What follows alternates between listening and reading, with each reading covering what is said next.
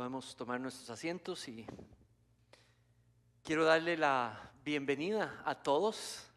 Gracias, Pastor Tino y el equipo que nos han dirigido en alabanza. Vamos a continuar con esa misma actitud en el corazón y ahora practicar nuestra devoción. Lo hemos hecho con nuestras voces, lo hemos hecho con nuestras tradiciones, como el Adviento que celebramos y las velas de Adviento. Y ahora dejando que la palabra de Dios nos anime, dándonos el significado, apuntándonos al precioso significado que tenemos en esta Navidad y que celebramos hoy, los cristianos.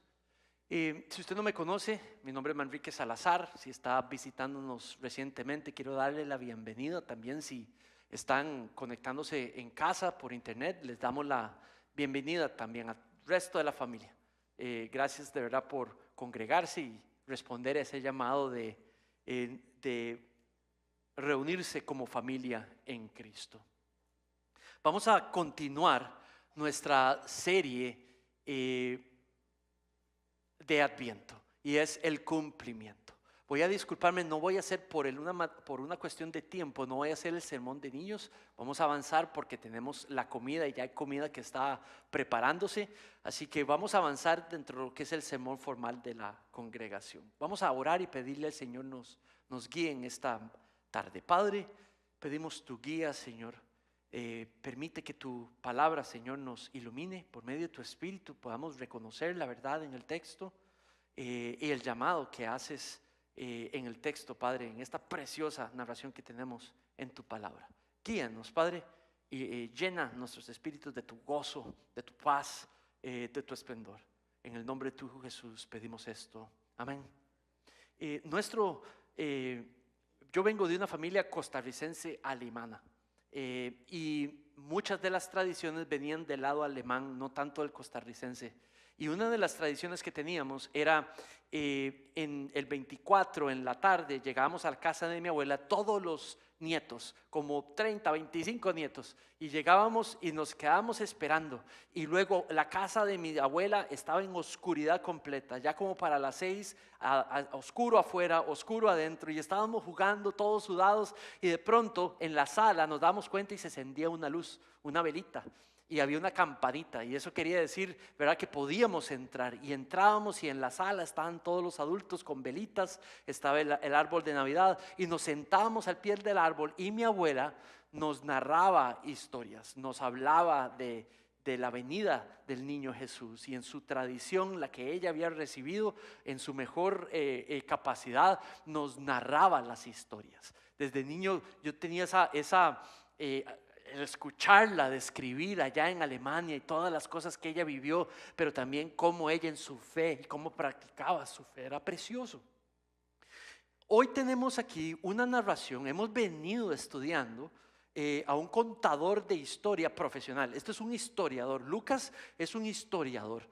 Cuando digo eso es literalmente cuando usted estudia los evangelios se da cuenta que los evangelios son escritos por personas con distintas educaciones, pero este señor, el que escribió Lucas y el que escribió Hechos de los Apóstoles, este tipo habla, es un hombre educado y es un hombre que le dice en el versículo capítulo 1:1 al que le escribe el libro, al que posiblemente le pagó los dineros para poder escribir el libro, y le dice: te he escrito al pie de la letra todo lo que sucedió tal y como sucedió. Entonces nuestra narración sí hay un contador de historia profesional, pero lo que está diciendo son hechos que se dieron al pie de la letra. Ahora el pastor Tino nos leyó versículo tras versículo de la sección que tenemos hoy. Hemos estudiado que el Señor preparó el camino enviando a Juan el Bautista y vino a decirle al mundo, fue profetizado que vendría y Dios cumplió su promesa y le dijo al mundo: arrepiéntanse de sus pecados, el reino de los cielos está cerca. Luego seguimos con la siguiente serie. Fuimos pasaje por pasaje desde Lucas 1, ahora estamos en Lucas 2. Vimos el brinco de felicidad cuando el bebé Juan está en el vientre de Elizabeth, y cuando llega María en la presencia de nuestro Salvador, el niño brinca, y cómo había gozo en la conversación entre Elizabeth y él. También vimos cómo el Señor vino y anunció a la madre de Jesús, María, lo que Dios había prometido. Y hoy nuestro texto cumple lo que Dios prometió una vez más. A María se le dio una señal después de que se le prometió algo. Se le dijo, vaya donde su prima. Y se va a dar cuenta que aunque está muy mayor, va a quedar embarazada. Y el ángel le dijo, esto para que usted crea lo que le estoy diciendo. Y fue y confirmó, y Elizabeth estaba embarazada. En nuestro texto hoy tenemos otra promesa, otra revelación, otro anuncio y también otra señal para que la persona que recibe el anuncio sepa de que en verdad Dios cumple lo que promete. Entonces, el texto empieza a hablar sobre un señor que se llama Augusto César, el César Augusto. Y dice que él determinó, este señor, el emperador romano, determinó que se hiciera un censo y que toda persona que existiese en el mundo conocido tuviera que ir a sus pueblitos donde nacieron a registrarse. No, déjenme hablarles de este señor. No sé si alguna vez ustedes han escuchado el nombre de un gran emperador que se llamaba César Augusto, ¿verdad? Pues este señor, no, Julio César. Julio César es el abuelo de este emperador que sale aquí. ¿Por qué es importante? Porque este señor, el que sale aquí, César Augusto, fue el que derrotó a Cleopatra y derrotó a Antonio. Es una gran historia romana de generales que se rebelaron, los derrotó. Se llamaba Octavio, pero cuando fue declarado emperador le pusieron César Augusto. Augusto significaba ser adorado, santo. De hecho, Lucas, el autor de este libro, está escribiendo y en los pueblos alrededor, el 23 de septiembre celebraban a Augusto César como Dios, el Salvador del mundo, así le llamaban.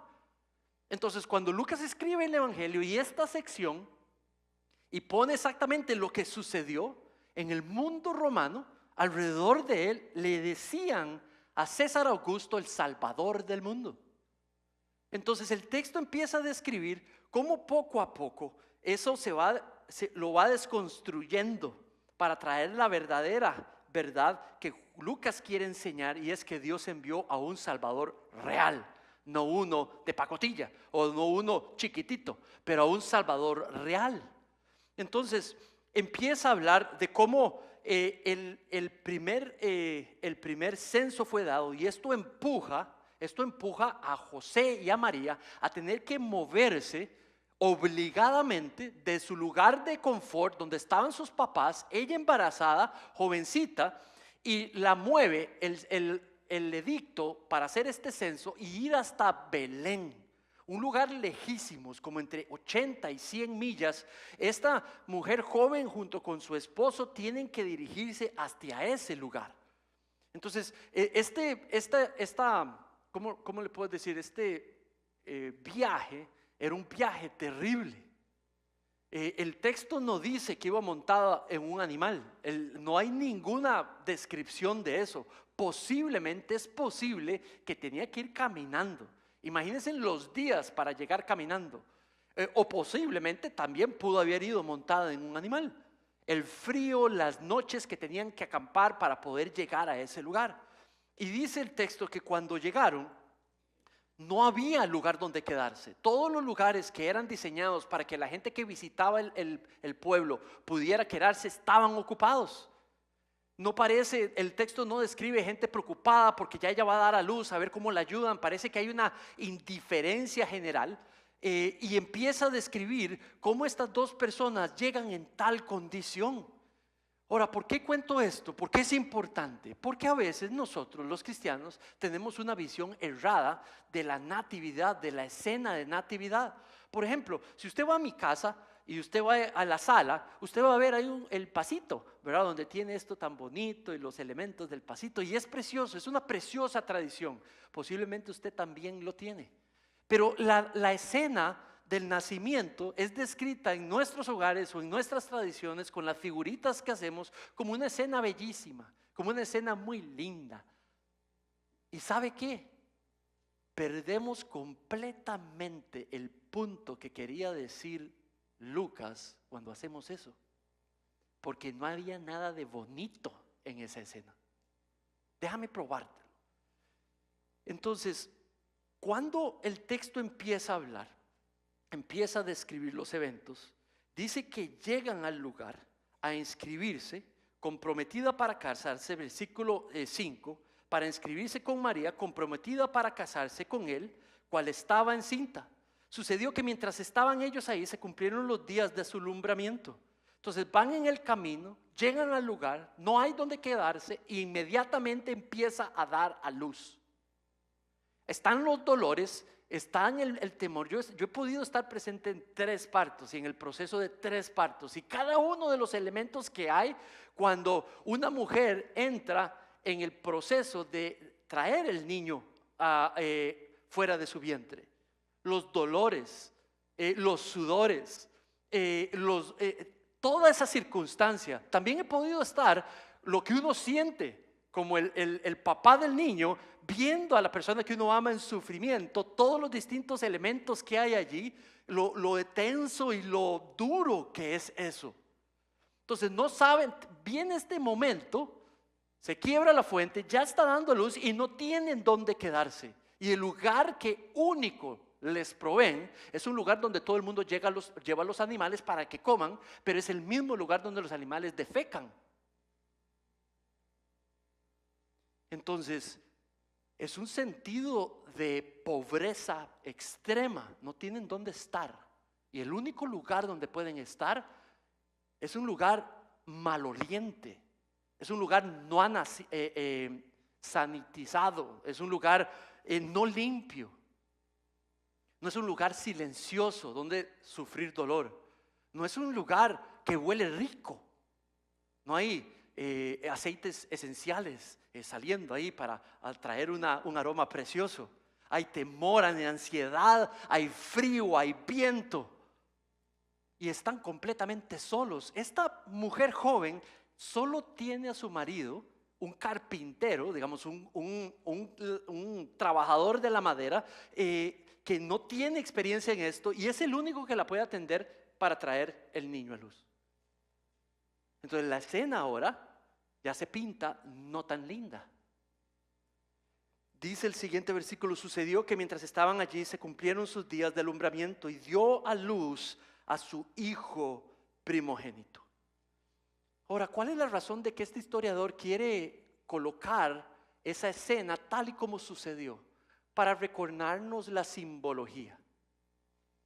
El que vino a suplir la necesidad de aquellos, no de los poderosos, pero de los que estaban abajo, de los necesitados.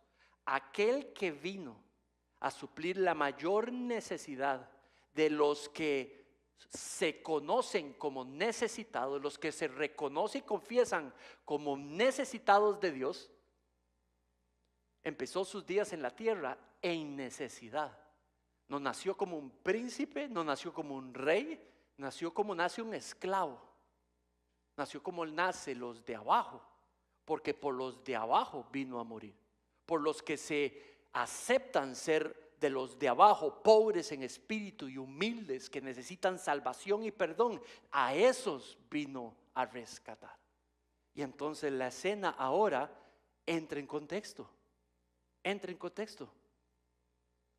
Una vez escuché a uno de mis pastores decir, un señor que nos predicaba en la iglesia, me acuerdo que él llegó y dijo: si quieren saber qué tan fea era la situación, pongan el pasito que tienen ahí en la sala y le ponen un pedacito de excremento al lado. Y así van a poder saber qué tan feo era esa situación. El creador del mundo, el rescatador del mundo, nació en el espacio más humilde conocido. Saben, este César Augusto tenía una creencia sobre paz romana, se llamaba la paz de Augusto.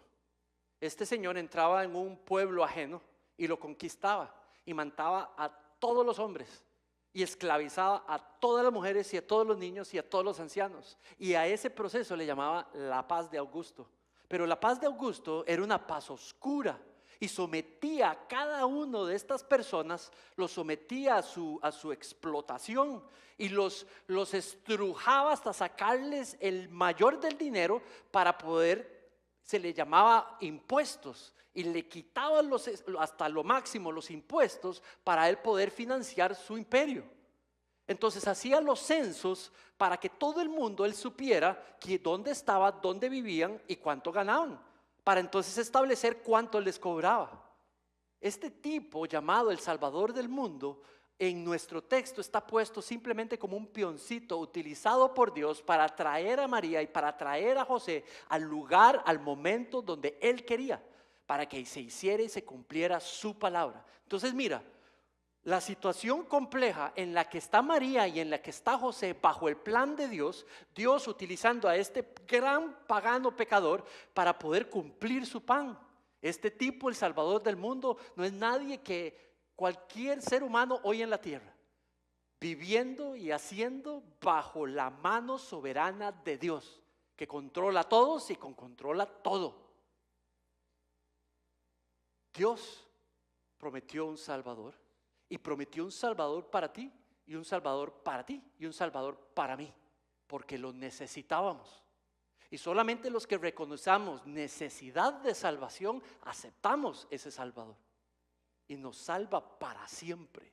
Entonces Él usó todo para traer ese Salvador para ti.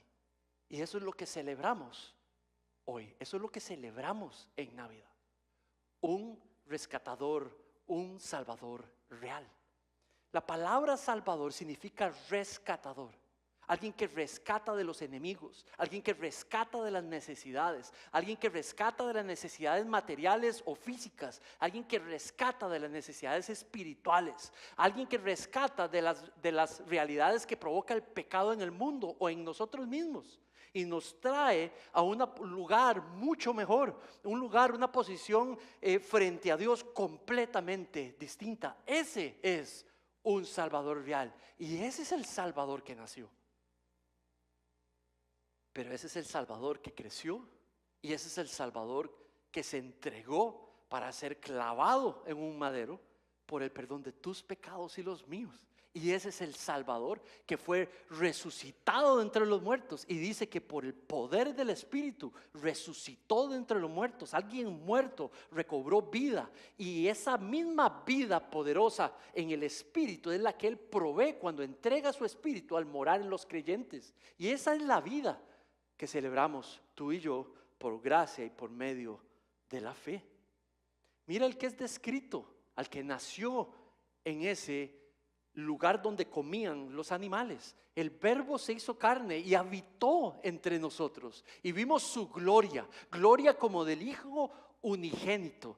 Hijo unigénito significa sin igual, el Hijo sin igual de Dios, porque es Dios también. Y dice, lleno de gracia, lleno de verdad. Nadie ha visto jamás a Dios. El unigénito Dios que está en el seno del Padre, Él lo ha dado a conocer.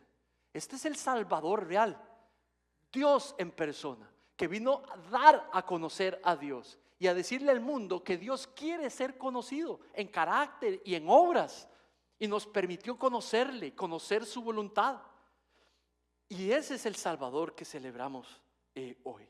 Pero también este Salvador, para ti y para mí, es la expresión de la maravillosa compasión de Dios por ti y por mí.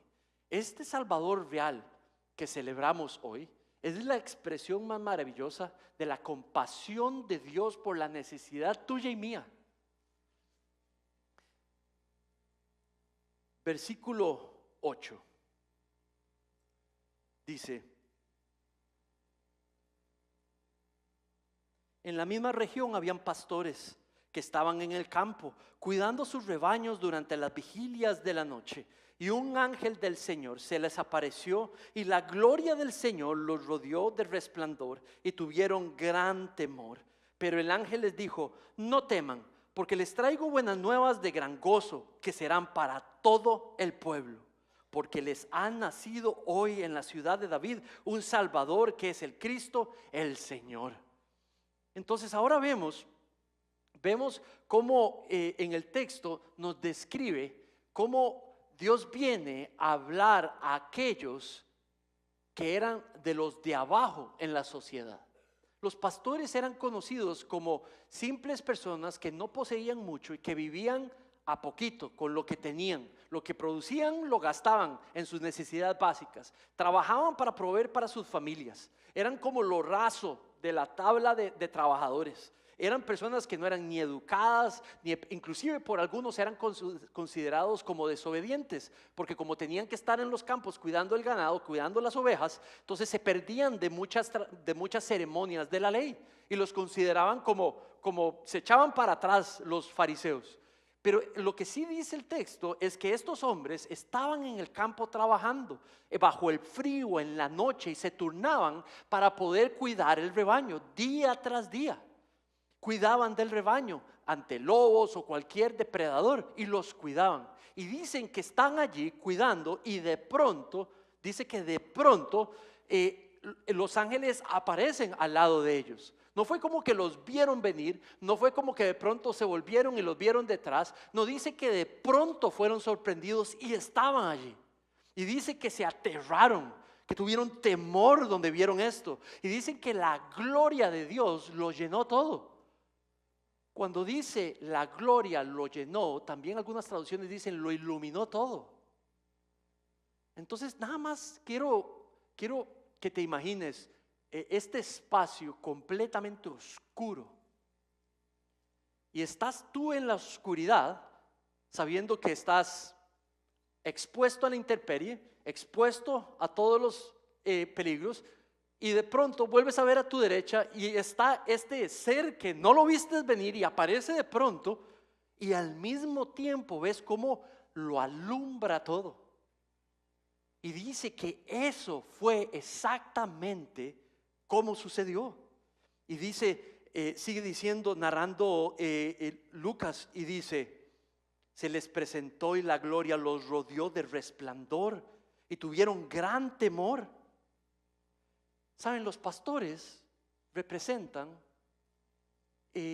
personas comunes y corrientes. Si el pesebre o el lugar, el comedero, que sería literalmente la palabra que sale ahí, el comedero de animales, si el comedero de animales es un símbolo de humildad y de bajeza, que fue donde nació el Salvador del mundo, los pastores representan personas comunes y corrientes, que sabían que eran personas que dependían de Dios, necesitaban de Dios. Eran personas de abajo, no de arriba. Entonces alguien que nació abajo vino a morir por los de abajo, no por los de arriba, los que se consideran autosuficientes, independientes y superpoderosos, que no necesitan de nada ni de nadie y mucho menos Salvador, pero vino por aquellos que ven su pecado, ven su necesidad y que no saben qué hacer.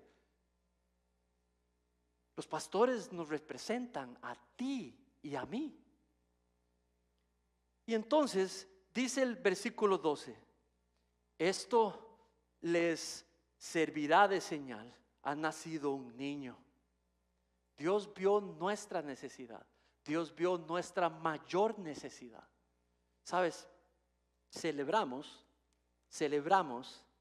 que nuestra mayor necesidad en realidad no es material. ¿Tú sabías eso?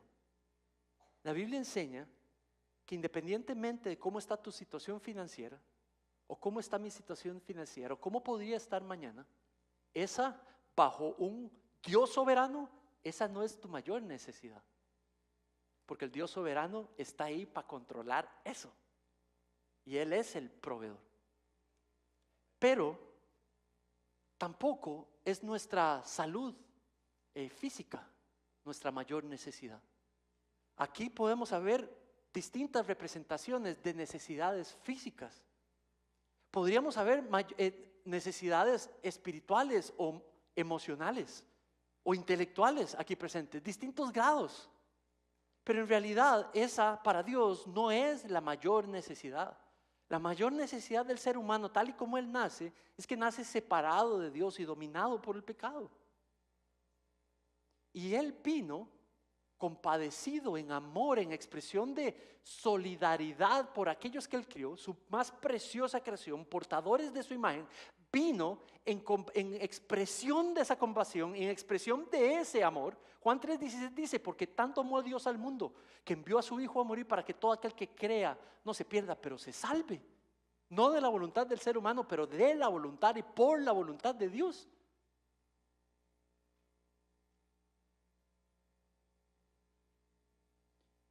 Y esto les servirá de señal, les dice a los pastores. Esto les doy para que vayan y confirmen, dice el ángel, que lo que les he dicho Dios cumplió. Y les dice, les ha nacido un niño que encontrarán envuelto en pañales y acostado en un pesebre. María, en su gran necesidad, tomó el bebé y en un manto lo cubrió, sus bracitos, su cuerpito, su cabecita, y dice que allí lo puso. Y le dijo a ellos, ya a usted no les doy una señal de una mujer mayor embarazada, les doy una señal de un niño nacido envuelto en pañales en un comedero. Vayan y comprueben. Y entonces ellos se dicen los unos a los otros, vamos a ver, vamos a comprobar esto que se nos ha dicho hoy. Y se van y dice que encuentran exactamente. Ahora, antes de irse, versículo 13, de repente apareció con el ángel una multitud de los ejércitos celestiales alabando a Dios. El nacimiento, eso nos da Lucas, nos quiere enseñar que en el cielo, la gente del cielo, los seres del cielo celebraban el nacimiento del niño, el nacimiento del Salvador, del rescatador real. Tú y yo hacemos lo mismo hoy. Celebramos el nacimiento del verdadero, del real rescatador y salvador. Y dice que lo celebraron con dos declaraciones: gloria en las alturas, gloria en las alturas. ¿Viste el texto que vimos? Que Jesús mostró la gloria de Dios. Pero el siguiente dice, gloria en las alturas y en la tierra paz entre los hombres. Y declara la mayor necesidad, en otros términos, que los hombres pecadores nacemos, por nuestro pecado nos colocamos como enemigos de Dios. Nuestro pecado nos hace lucir delante de Dios como enemigos de Dios y nos coloca bajo el juicio de Dios, bajo la ira de Dios. Pero los ángeles dicen, se acabó eso. Por medio de este niño va a haber paz entre ustedes y Dios, paz aquí en la tierra. Y porque reciben este perdón de sus pecados, va a haber paz entre ustedes. Entonces la paz entre Dios y nosotros, dicen los ángeles, produce una paz entre ustedes. Gloria en las alturas, paz en sus corazones entre ustedes y Dios, paz para recibir y paz para dar entre ustedes los creyentes. Y el versículo continúa y dice que de repente apareció, 15, cuando los ángeles se fueron, los pastores se decían unos a otros, vayamos pues hasta Belén y veamos esto que ha sucedido, que el Señor nos ha dado a conocer. La semana anterior les expliqué algo con el ejemplo de María. María escuchó, María creyó, María se sometió y María actuó, obedeció. Estos hombres hacen lo mismo. Escucharon, creyeron, se sometieron y actuaron. Esa es una preciosa resumen de descripción de la fe cristiana. Delante de la palabra de Dios la escuchamos, la creemos, nos sometemos y actuamos y obedecemos. Y dice, vayamos a ver. Y fueron a ver, fueron a toda prisa y hallaron a María y a José, al niño acostado en el pesebre. Y les contaron todo lo que los ángeles les habían dicho. Me devuelvo a lo que les dijo.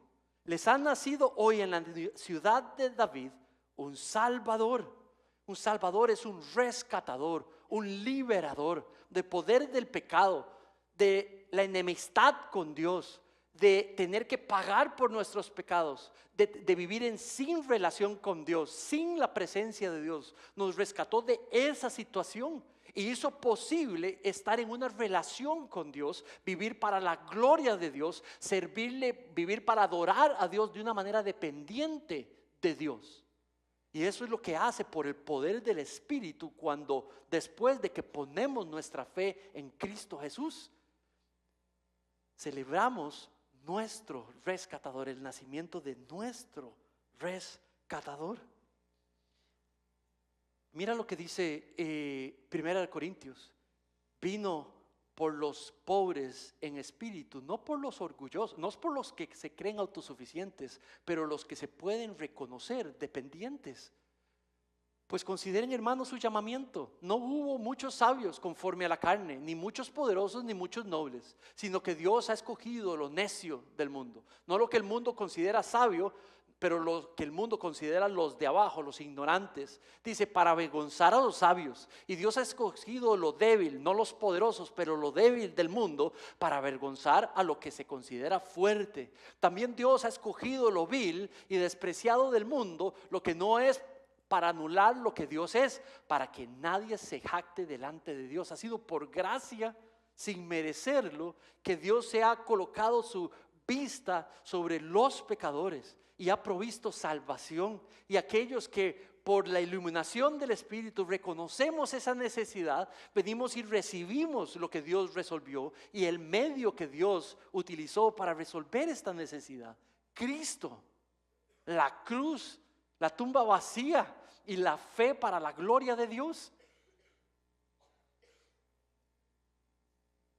Hebreos 7:24, por lo cual Él también es poderoso para salvar para siempre. Celebramos un rescatador verdadero, un salvador verdadero que puede, que salva para siempre, donde los pecados son perdonados para siempre, donde nuestra posición delante de Dios y la visión de Dios sobre nosotros cambia para siempre, donde pasamos de muerte a vida, una vida que perdura y persevera por medio del fuego que podemos pasar aquí en la tierra, que existirá para siempre, una fe que se mantendrá sólida para siempre, porque el espíritu que podemos es permanente y se queda para siempre. ¿Cómo luce una persona que vive en la presencia de Dios y goza por gracia de la presencia de Dios para siempre? ¿Cómo celebra? ¿Cómo celebra en Navidad? ¿Cómo vive una persona que tiene el Espíritu morando para siempre y empoderando para siempre? Y la respuesta es en humildad, dando gloria a Dios por todo y agradeciendo a Dios en todo y por todo.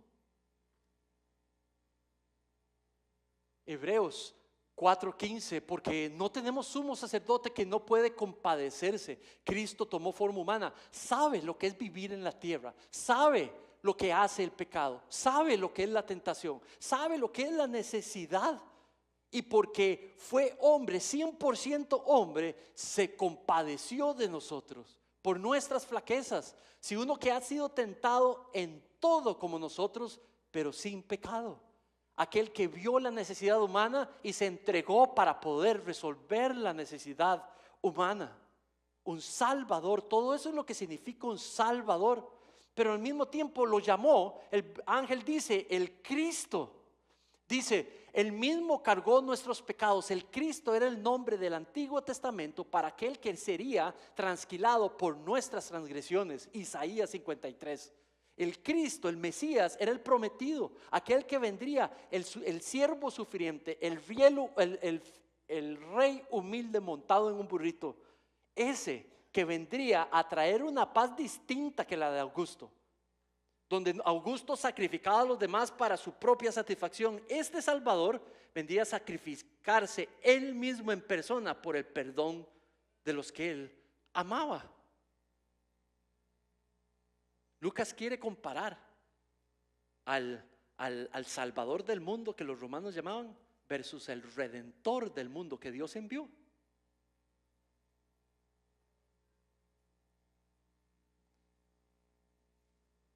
Sepa pues con certeza toda la casa de Israel que a este Jesús, a quien ustedes crucificaron, este es el Lucas en otro libro diciéndole a Teófilo, el dueño del libro, el que lo contrató para escribir el libro. Y le dice que Dios a este Jesús lo ha hecho Señor y Cristo. Señor era la palabra que hemos estudiado en Génesis. El creador del mundo, el que proveía a Abraham, el que protegía a Abraham, el que le prometió promesas a Abraham, promesas de bendición para todas las familias de la tierra, el que hacía posible todo en la fe de Abraham. El nombre que presentaba era el Señor. Y los ángeles, y ahora Lucas dice, Dios lo ha hecho Señor. Dios es el que lo llamó Señor. Cristo tenía que nacer 100% humano. Por eso la mamá era María, para poder morir, porque Dios no muere.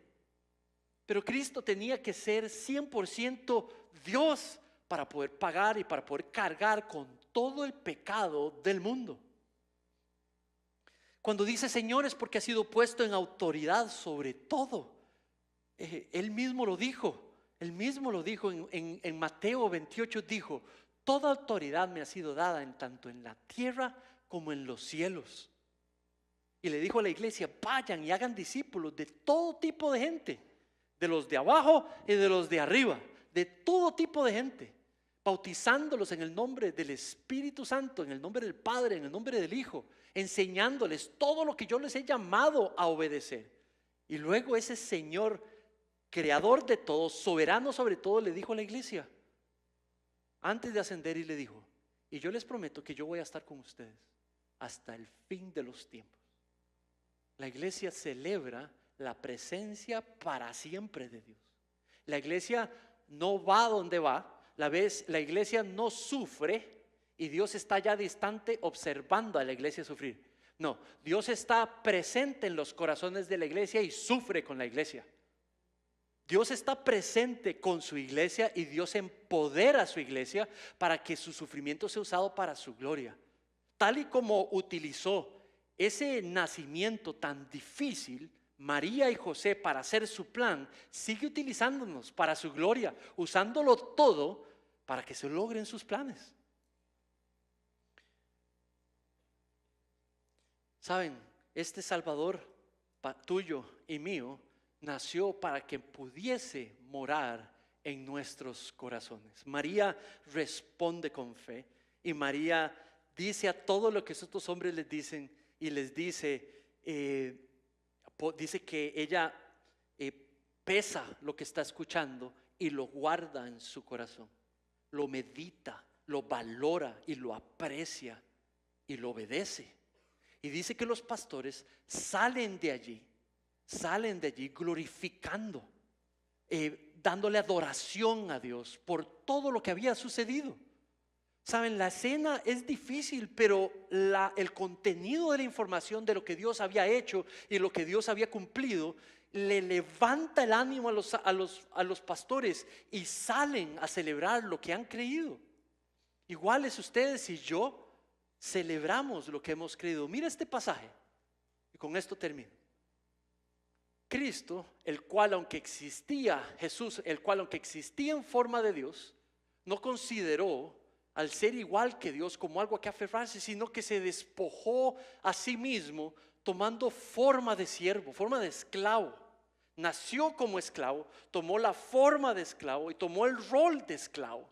Y dice, se despojó de sí mismo, tomando forma de siervo, haciendo semejante a los hombres, tomó toda la realidad que sufrimos los hombres. Y dice, hallándose en forma de hombre, se humilló él mismo, haciéndose obediente hasta la muerte, hasta una muerte de cruz. Celebramos el nacimiento de un Salvador real. Celebramos el nacimiento, el cumplimiento de la mayor expresión de la compasión de Dios por nosotros.